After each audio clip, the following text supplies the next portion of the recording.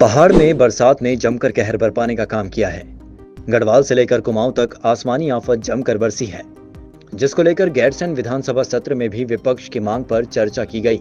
लेकिन वहीं इस चर्चा में विपक्ष के ही धारचूला से विधायक हरीश धामी को बोलने का मौका नहीं दिया गया, जिसके बाद नाराज धारचूला विधायक ने मीडिया के सामने विपक्ष को खरी खोटी सुनाई। मैं तौर पे कह रहा हूं, मीडिया के सामने कह रहा हूं, कहीं न कहीं आज पहाड़ की आवाज को दबाने का काम किया गया।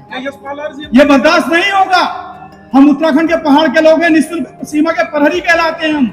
अगर हमारा बेटा या भाई सीमाओं में सैनिक के रूप में सेवा दे रहा है, तो घर में रहने वाली माता शक्ति या बुजुर्ग या वहां की बहनें निःशुल्क सीमा के प्रहरी के रूप में सीमाओं की रक्षा करते हैं। अगर हम लोगों के साथ इस तरह का भेदभाव होगा, तो निश्चित तौर पर आने वाले समय में नगर पंचायत और पंचायत में और 27 में इसका जो है खामियाजा भुगतना पड़ेगा।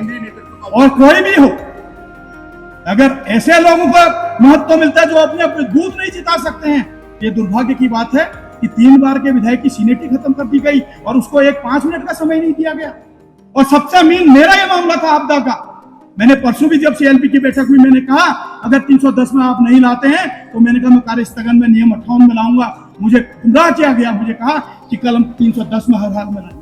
आज जब 310 की चर्चा को मना किया गया तो मैंने नेता प्रतिपक्ष जी से निवेदन किया।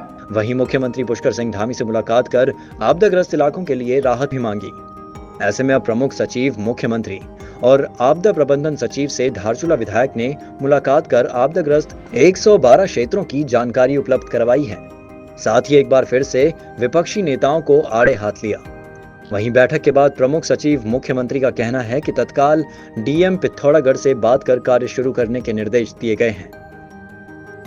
देखिए, धारचूला ऐसे भी अगर देखेंगे तो आपदा प्रभावित क्षेत्र रहता है। वहाँ पे कई बार देखने में आया है कि भारी बारिश से कई क्षति होती है और दूरस्थ क्षेत्र होने के कारण, इंटरनेशनल बॉर्डर से लगा होने के कारण वो उसकी एक अलग अपनी सेंसिटिविटी है। और इसीलिए अभी जो विधानसभा सत्र के दौरान माननीय मुख्यमंत्री जी के निर्देशानुसार जितनी भी सूची सौंपी गई है उस सूची का परीक्षण कर रहे हैं। जिलाधिकारी को भी निर्देश दिया गया है कि उसकी शीघ्र उसका परीक्षण करें और किन किन आपदा से जो प्रभावित कार्य है उसको तुरंत उस पर कार्रवाई की जाए। और इसके अलावा भी विभागीय स्तर पर क्या क्या कार्रवाई की जा सकती है उसके बारे में भी स्पष्ट निर्देश